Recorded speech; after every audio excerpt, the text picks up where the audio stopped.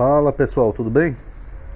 Pessoal, eu vi esse vídeo aqui hoje no Twitter do Caio Coppola, né, ele argumentando lá sobre a questão do Bolsonaro, e eu tive que fazer um react, até porque esse vídeo vai ser mais sobre ciência do que política, tá? Então quem reclama aí que não gosta de vídeos políticos, esse vídeo vai ser interessante, que eu vou falar um pouco mais de ciência do que política, tá? Deixa eu contextualizar primeiro o que está acontecendo. Quando o Bolsonaro perdeu as eleições, ele postou um vídeo no Twitter dele e depois apagou. Era um vídeo em que ele questionava a vitória do Lula. Só um PS, não sabemos se foi ele ou o Carluxo, né? Porque o Carluxo, até pouco tempo, era ele que estava administrando as redes sociais do Bolsonaro, né? Mas o vídeo compartilhado do Bolsonaro mostra o trecho de uma entrevista do procurador Félix Jimenez, do Mato Grosso do Sul, em que defende que a eleição do Lula foi fraudada e o voto eletrônico não é confiável. O recorte mostra a seguinte legenda, ó: Lula não foi eleito pelo povo, ele foi escolhido e eleito pelo STF e TSE. Então isso aqui é muito grave, entendeu? Que ele está questionando todo o processo eleitoral, dando a entender que tem uma conspiração entre o STF e o TSE para eleger o Lula. Por quê? Não sabemos, mas eles acreditam nisso. Inclusive o Alexandre de Moraes, que eles falam que ele que deu a vitória para o Lula, ele foi indicado pelo Temer. O Temer, que dizem que foi responsável pelo golpe da Dilma, não sei o quê. Então, a troco de que o Alexandre de Moraes ia querer ajudar o Lula, né? Ó, Lula não foi eleito pelo povo brasileiro. Lula foi escolhido pelo Serviço Eleitoral, pelos ministros do STF e pelos ministros do Tribunal Superior Eleitoral, diz Jimenez. Porque se fosse uma escolha do povo, haveria o poder do povo sobre essa escolha. Poder do povo sobre o processo de apuração de votos. E assim por diante. Você já conhece mais ou menos o que aconteceu, né? Ele estava questionando as instituições. Aí 2 horas depois ele removeu o vídeo, porque ele viu que isso aí aqui podia dar um BO muito grande para ele, porque ele está acusando sem prova ministros da mais alta corte de uma conspiração. Aí ele foi intimado a depor pela Polícia Federal. A Polícia Federal está investigando agora os atos antidemocráticos porque deu merda. O pessoal foi lá em Brasília, quebrou tudo, cagaram na mesa, fizeram toda aquela baderna toda.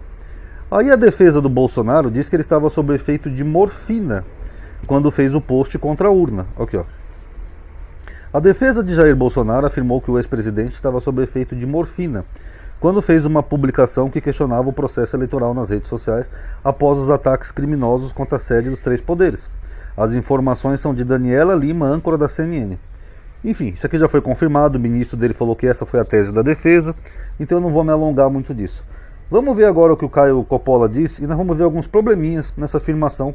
Lembrando que eu vou falar mais de ciência nesse vídeo do que de política, tá bom? Respondendo aqui a pergunta sobre se o argumento do uso de remédios é frágil. Não, é um argumento perfeitamente plausível a depender da apresentação de provas. O que a defesa já se comprometeu a mostrar? Os metadados da postagem, que mostram a localidade e quem fez, né, o respectivo post. Eles já parece que já juntaram aí laudos médicos mostrando que ele estava sob efeito de remédios. E vamos combinar que a explicação é plausível. Eles falaram, olha, é um senhor que estava medicado e achando que estava compartilhando esse conteúdo consigo mesmo, posta em uma rede social no Facebook, uma vez alertado, esse conteúdo é retirado em apenas 2 horas. Vamos lembrar que não foi feito nenhum juízo de valor, né, em cima dessa postagem, ou seja, não foi feito nenhum comentário. Então, assim, a depender das provas que forem apresentadas, o argumento é plausível. É plausível.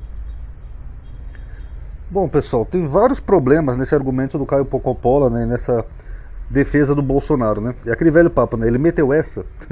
Porque vamos por partes. Primeiro, se o conteúdo era criminoso, qual é a diferença de você postar no Twitter ou num grupo de WhatsApp? O crime é o mesmo. Eu vou dar um exemplo hipotético para vocês. Digamos que alguém vai espalhar um conteúdo de pedofilia, sexo com crianças. Se a pessoa espalhar esse conteúdo no WhatsApp ou no Twitter, a pessoa está cometendo um crime do mesmo jeito. É proibido pelo ECA filmar sexo com crianças e a pedofilia em si já é um crime. E compartilhar pornografia infantil também é crime. Então, não tem diferença espalhar no Twitter ou no WhatsApp. Então, imagina que um juiz vai julgar um pedófilo que fez isso, um cara que espalhou pornografia infantil, ele fala, ah, juiz, eu tava doidão, sabe? Na verdade eu não ia pôr no Twitter, eu ia pôr no WhatsApp. Ia mudar alguma coisa, pessoal? Não, o crime continuaria sendo o mesmo, tá? Esse é o primeiro problema. O segundo problema é que a defesa alega que ele estava sob efeito de morfina, tá? Eu li aqui até a bula da morfina e eu dei uma pesquisada aqui para mostrar para vocês. Para quem não sabe, a morfina, deixa eu pegar esse outro aqui primeiro. Ela é um analgésico extremamente forte. Geralmente ela é dada só para pessoas que estão em estágios finais, com doenças incuráveis, tipo câncer, né? Que causa uma dor terrível na pessoa. Aí a pessoa tem que tomar morfina para tentar aliviar um pouco a dor. Então a morfina não é um medicamento comum como uma aspirina, um dipirona, que você pode ir na farmácia e comprar. A morfina ela é extremamente forte, perigosa, e ela pode causar até dependência. Então, primeiro, que doença que o Bolsonaro tinha que causava dores tão fortes nele ao ponto de um médico receitar morfina para ele? Então é uma pergunta honesta que eu faço, porque às vezes até a pessoa que está com uma doença grave não tem acesso à morfina, porque os médicos não costumam dar assim se não for um caso extremo. Por que o médico ia receitar morfina para o Bolsonaro? Uma pergunta honesta. Segundo, a morfina ela pode sim causar até alucinações ou um pouco de problemas, mas só se ela for tomada em doses em excesso. Que nem eu falei nesses pacientes que têm câncer terminal, por exemplo. O Bolsonaro tinha alguma doença tão grave assim para tomar tanta morfina ao ponto de perder a sua consciência? É mais fácil fazer isso com drogas, não com morfina. Aqui, ó. Também não há relação... Deixa eu voltar aqui um pouquinho. Ó. A princípio, a morfina não causa qualquer tipo de alteração mental. A princípio. Só quando ela é tomada em exagero, em grandes doses, quando a pessoa já está muito dependente da morfina. Como confusão ou alucinação.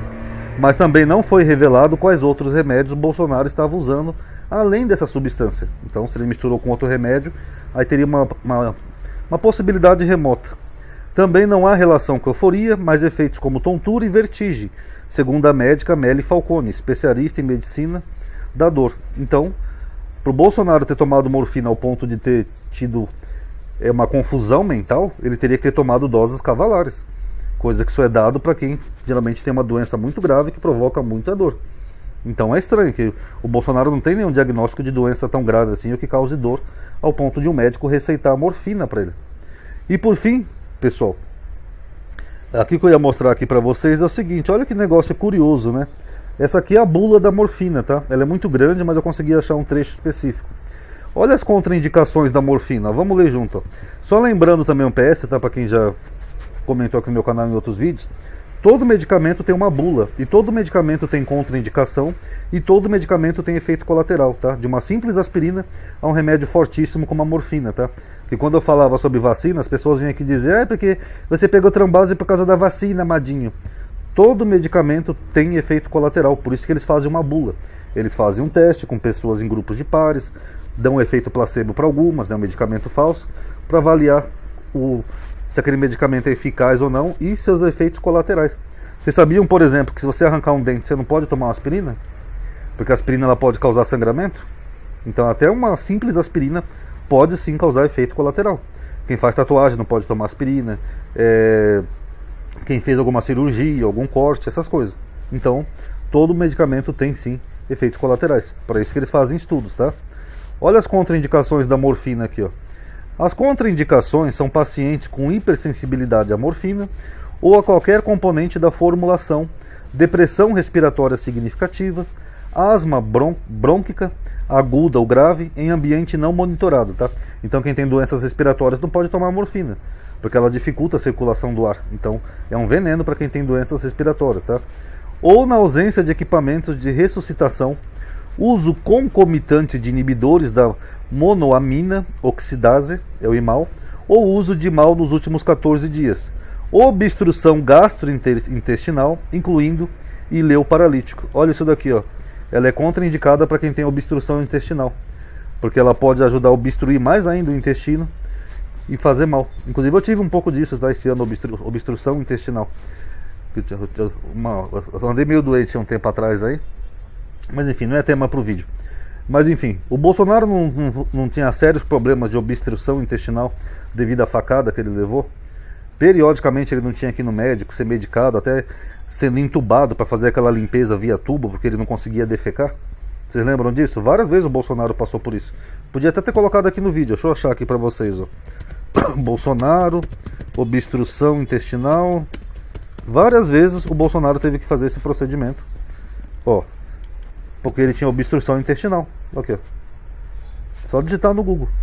Então a pergunta honesta que eu faço é o seguinte, pessoal: por que um médico iria receitar para um paciente que levou uma facada, que afetou o funcionamento do seu intestino, que periodicamente tem que ser internado por obstrução intestinal, por que o médico ia receitar um medicamento que é contraindicado para quem tem obstrução intestinal?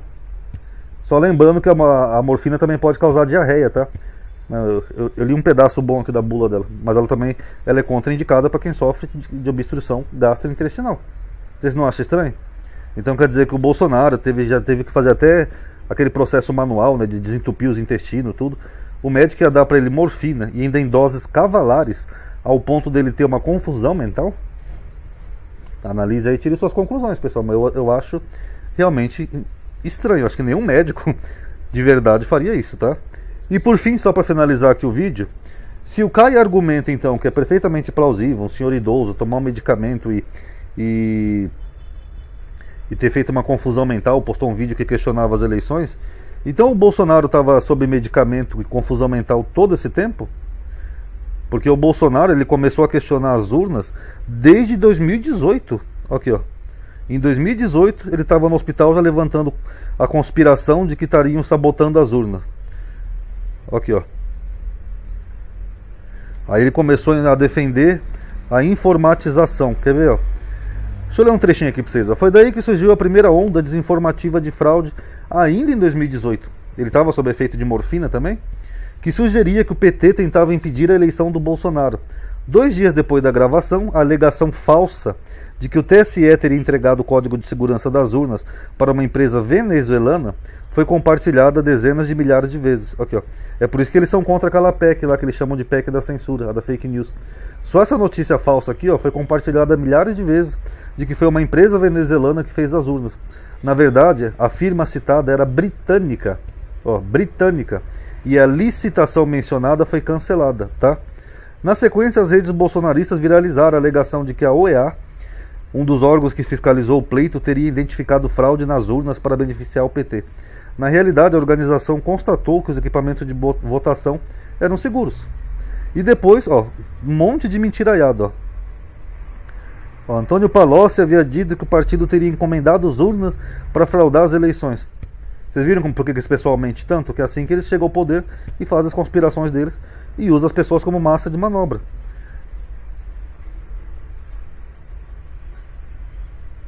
Quer ver? Deixa eu ver se eu acho aqui da parte da live que ele falou que não tinha provas. Ó, não é porque ganhamos que devemos confiar nesse processo de votação, tá ok?